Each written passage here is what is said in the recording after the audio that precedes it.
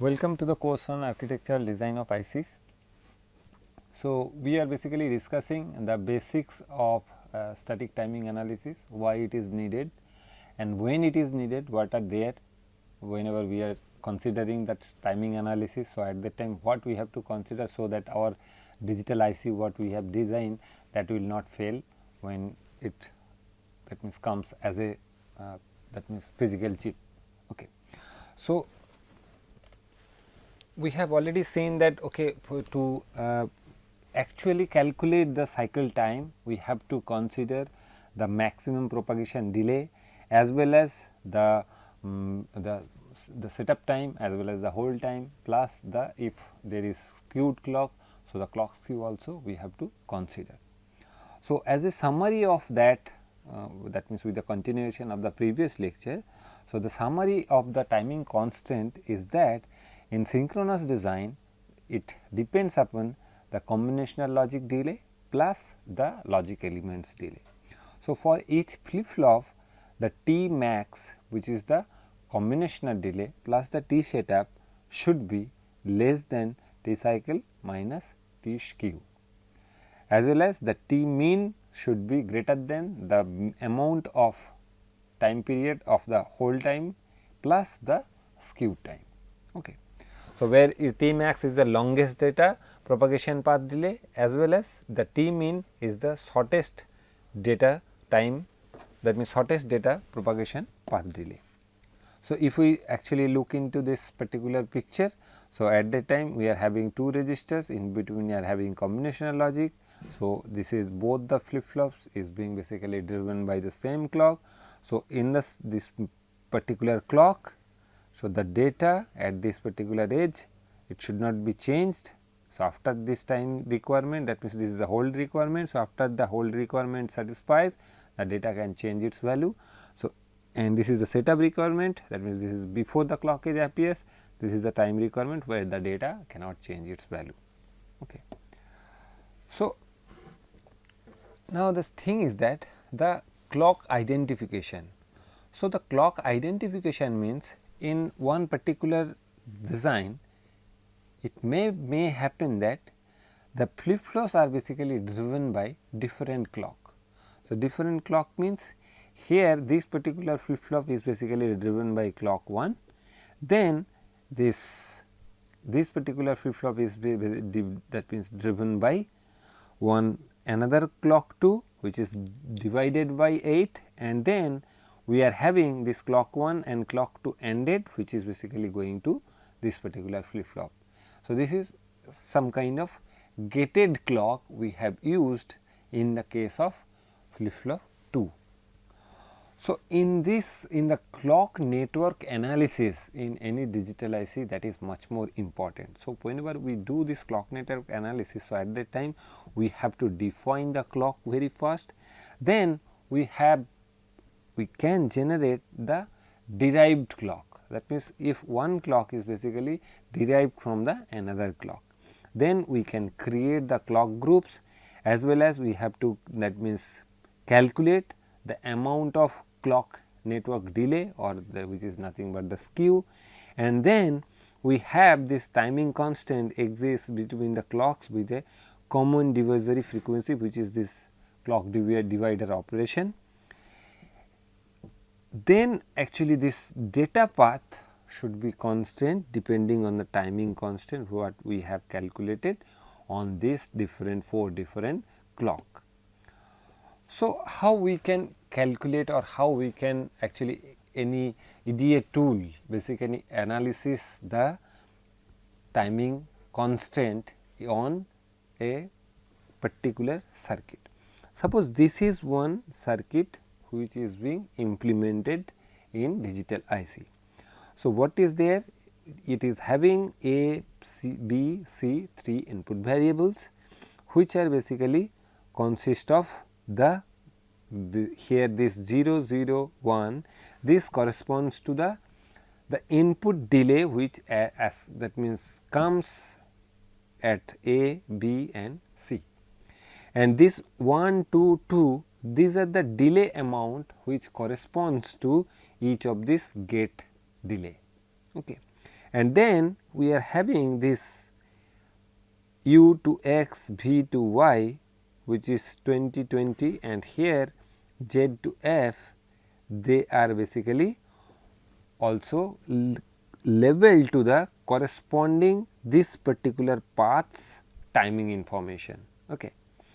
So, then if you see that data paths with timing constants starting from primary inputs or flip flop output, ending at primary outputs or as a flip flop inputs, represented by a level directed graph which is G consisting of this V and E, where this timing node V is the pin or the primary inputs or the outputs, and E is the gate or the wire delays. So, then from this particular circuit, now if we make the corresponding timing arc, so it may be seen like this, whereas this is the starting where from that means this is the source node. So, here from this to A, so here this is, let us say this is one dummy node. So, from to A, this is 0, this is 0, this is 1, then again A to U, which is considering this 1, C to V is the 2, then B to V again this is 2, because this is the input to C to V, B to V. Then U to X corresponds to this 20, V to Y corresponds to 20, and then again this X to Z, Y to Z corresponds to 2 and 2, and this Z to F corresponds to 15. Okay. So, from this particular circuit's information, the tool basically corresponds this directed graph based on the timing information what we have achieved here. Okay. So, then how we can characterize this? This characterize one particular circuits or one particular gates. So, the static analysis is the vectorless worst case analysis, which basically consists of this graph based path propagation, where no logic information is stored. This pre-characterized lookup tables for gate delays. Pre-characterized lookup tables for gate delays means, because this gate delay information that is fixed.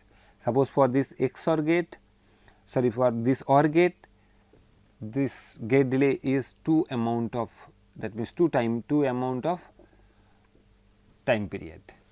So, then again, so from X to Z it will take 2, Y to Z that will 2. So, where from you will get this information? That this comes from the particular library which we use in the digital circuit design. So, if we use let us say 90 nanometer technology, so at the time this particular gates delay that will be let us say 1 nanosecond. If we use 180 that means nanometer technology, so at that time the delay should be more, which will be 2 nanosecond of time. So, those information is technology specific. So, depending on those where this will be stored, this will be stored in the lookup tables for all these gates delays information.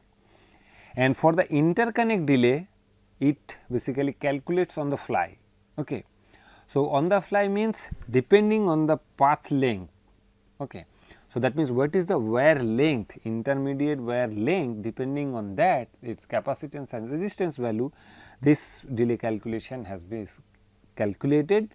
And whenever we in the previous slide, whenever we connected that from the interconnect path, if it is let us say it corresponds to 20 amount of time period or it corresponds to 2 time period.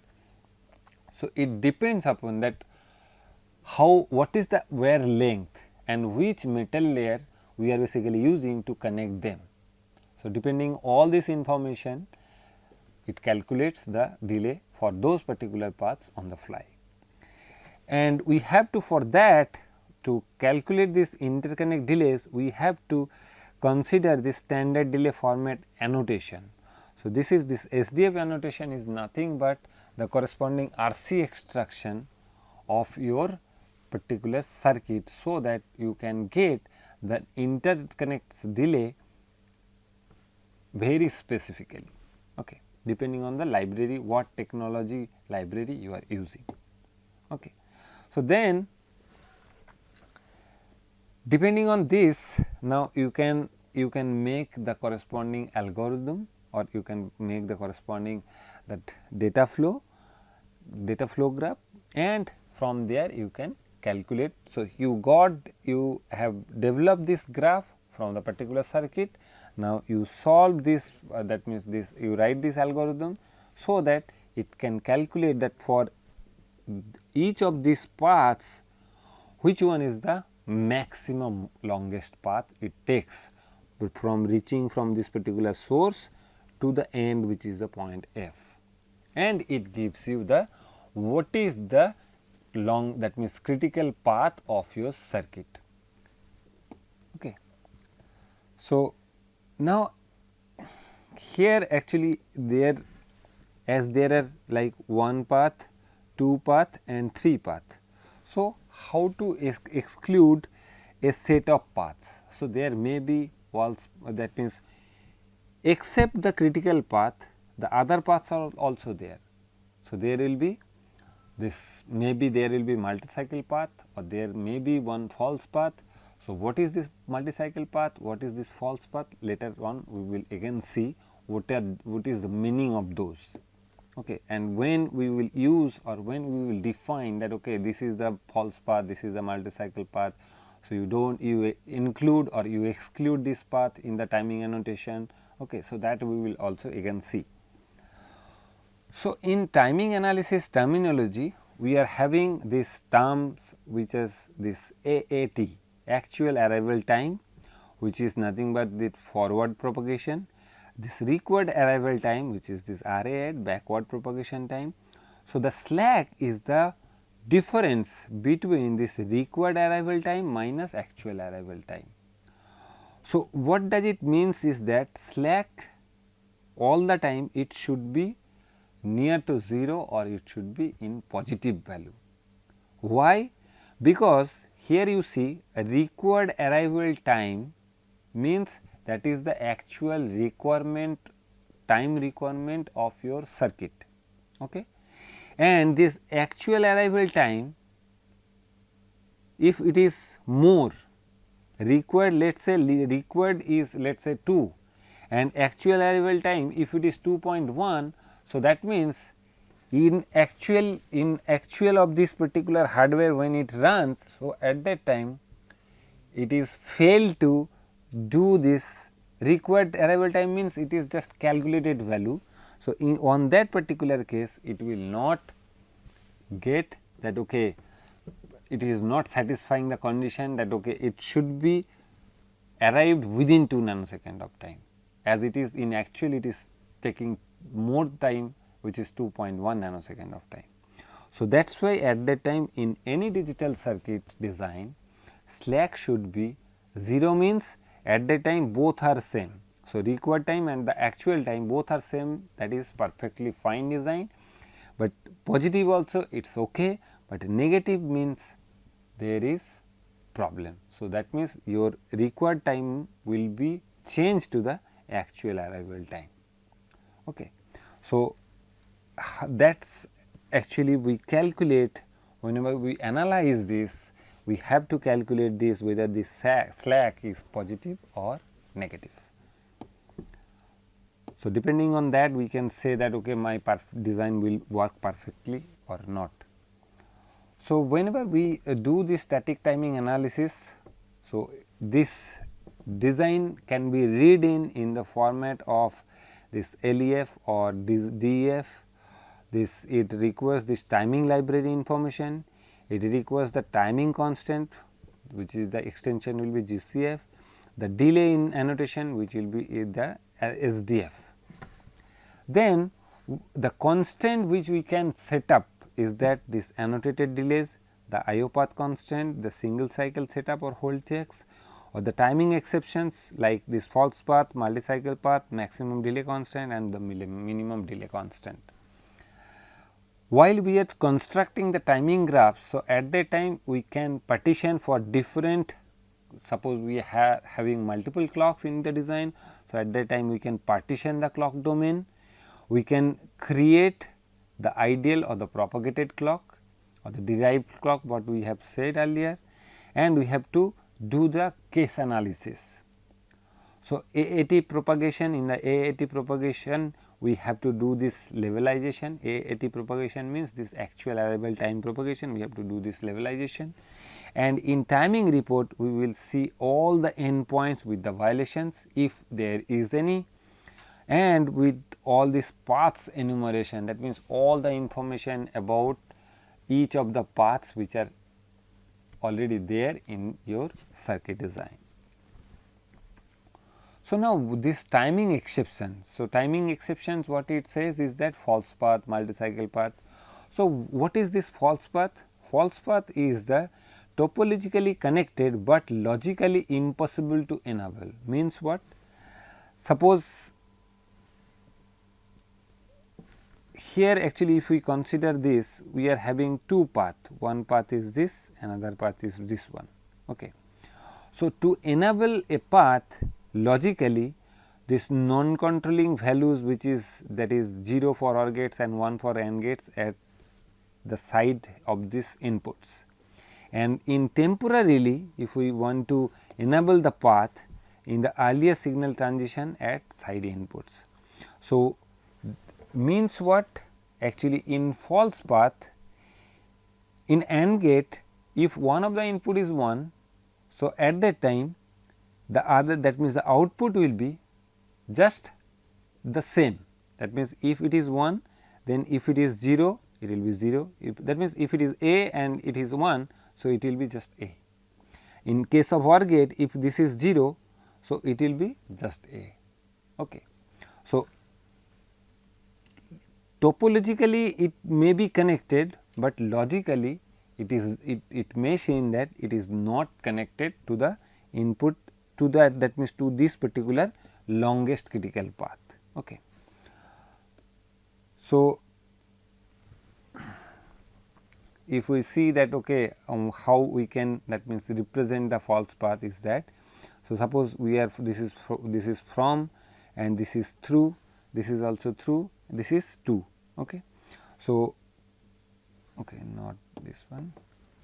So, how we can this identify the false path is that, suppose here we are having this particular one path from here, one from there, and another path with this.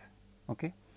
So, in arrival 1 this is 1 with tag 0, and in the second one, this one we are having this arrival of 2 with the tag of 2. In this we are having this arrival of 3 with tag 3. So, now we have basically formed the graph from this particular circuit, and then we calculate that the tag timing analysis basically relates to arrival times with the same tag are compared to find the worst case, and the false path are filtered. Okay. So, in flip flop, the flip flops are basically edge sensitive, okay, but the latches are level sensitive. So, whenever how to handle the latch based design then. So, the latch based design is basically level enabling sequential element, and it is basically transparent in signal propagation. So, in case of latch we have this time borrowing. Time borrowing means what? Whenever this clock is 1, at that time the latch is transparent, that means it can pass the value, what is the, that means the data value it takes as the input. Whenever there is the 0, at that time it should not pass the value which contains the in the form of data. Okay. So, that is why you see whenever this clock is 1, so at that time this is basically the latch is transparent. Whenever this is 0, the latch is closed.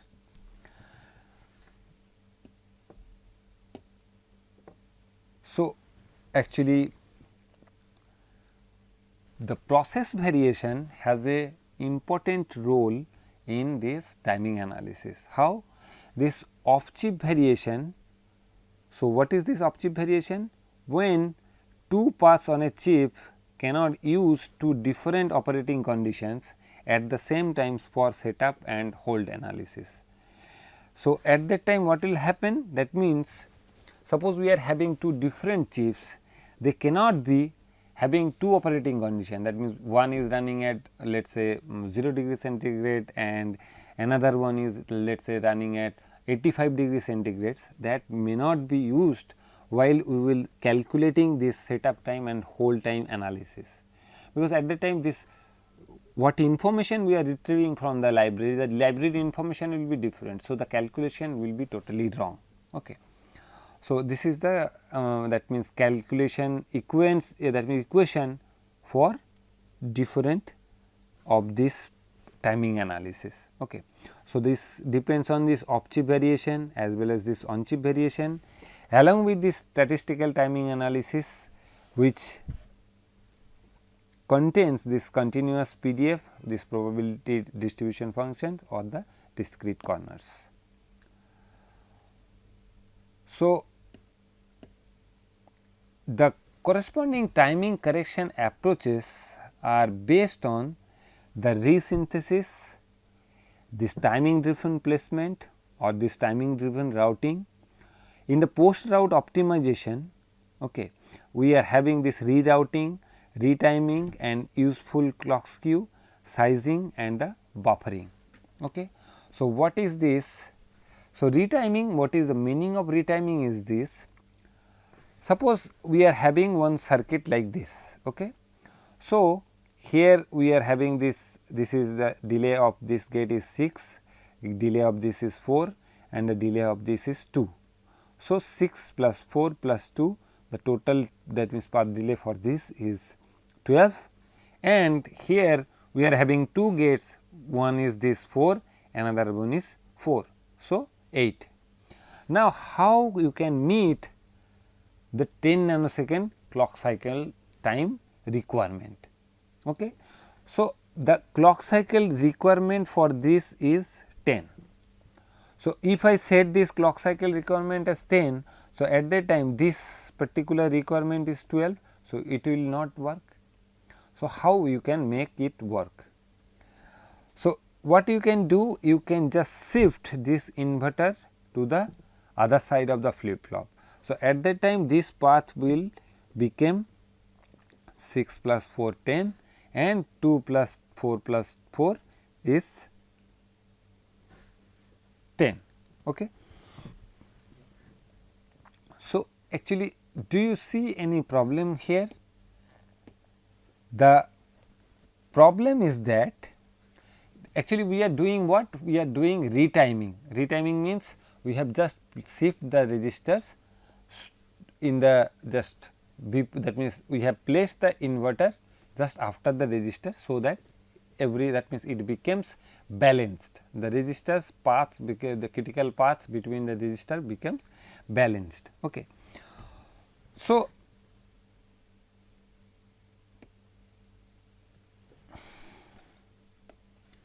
in this case actually as we have already done this, that means this change from to this. So, now initially the requirement of this particular path was 12, now it becomes 10. So, this is also becoming 10. So, that means now the clock cycle requirement of 10, that is satisfied. So, now this useful clock skew. So, what is this useful clock skew? That means this useful clock skew is equivalent to retiming. This clock tree reconstruction, it insert delay cells and add dummy capacitive loads. Okay. So, whenever this particular D flip flop, they are basically added with 2 amount of this clock skew. So, at that time it will also meet the clock cycle time requirement of 10. Okay. How? basically that means as you can that means remember the corresponding equation that this will be T max, okay, T max plus T setup, that should be less than equals to T cycle minus this the skew. Okay. So, if the T cycle at that time it will be 10 as it is 12. So, at that time this this because of this plus amount of 2 skew, we can make this cycle time to validate or to follow that though the path corresponding path is related to 12. Okay. So, now what is this actually this digital in the synchronous digital circuit design? Okay. We are having this static and dynamic timing analysis. So, what is that? Is that suppose we are having the bunch of inputs and we are having the bunch of outputs, we are having one particular single clock which is going to every of the sequential elements which are present in the digital synchronous design. Okay. So, this suppose that we want to automatically find the maximum clock frequency of a given design which is written in Verilog and synthesized to a given technology. So, the approach one is the static timing analysis, which uses the analysis technique on the netlist to define the f clock max, and the approach 2 is the dynamic timing analysis, which uses the simulation and selected input stimuli to measure the slowest path. Okay. So, static timing analysis basically it seems the ideal one, and it since it is done by a design tool that starts from the netlist and runs automatically. However, the static timing analysis may report pessimistic results and report delays that will never occur during operation.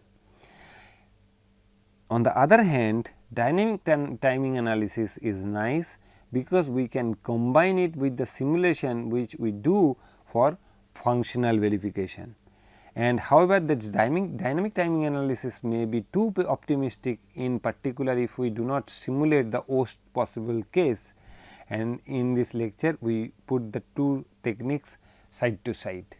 Okay. Means what? What is the difference between this static timing analysis and dynamic timing analysis? Is in static timing analysis we do not consider that depending on the inputs, whether that is 0 or 1, how the circuits basic changes its behavior. That means, suppose for if we calculate, if we that means make the dynamic, that means if the timing graph. So, at that time depending on the inputs 0 or 1 or the interconnects path, whether that is the value is 0 or 1. So, at that time whenever we calculate the corresponding gate delays are same, okay, but the net delays whether it is passing the 0 or whether it is passing the 1. So, at that time what amount of delay it is considering in actual. So, there if I consider that, so at that time it is dynamic timing analysis. If I do not consider, just depending on the library information, if we calculate depending on R and C value what is the delay for this interconnects. So, that is the static timing analysis. Okay. So, this static timing analysis again actually it is the same what we have already seen. So,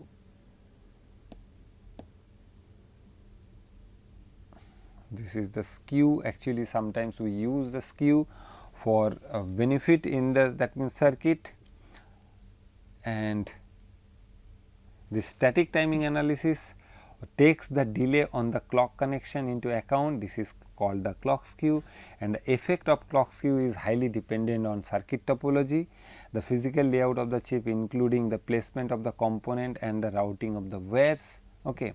And the best clock skew is 0. Best clock skew is 0 means actually there is no such difference between the clock edge appears to the different or the various sequential elements which are present in your digital circuit design. Okay.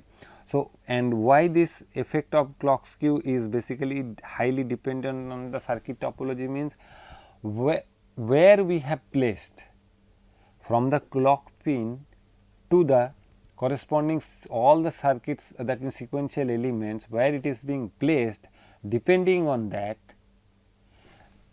this, that means how much path the clock has to traverse, depending on that the delay is, or the amount of skew we can calculate. So, if the clock has to, that means traverse a long path, so at that time the skew requirement is more. If the clock is directly connected to a sequential element, that means the path is smaller, so at that time skew amount is lesser. So, that is why this effect of clock skew is highly dependent on circuit topology. So, for today this is it. Again next day we will discuss some of the other things on static timing analysis.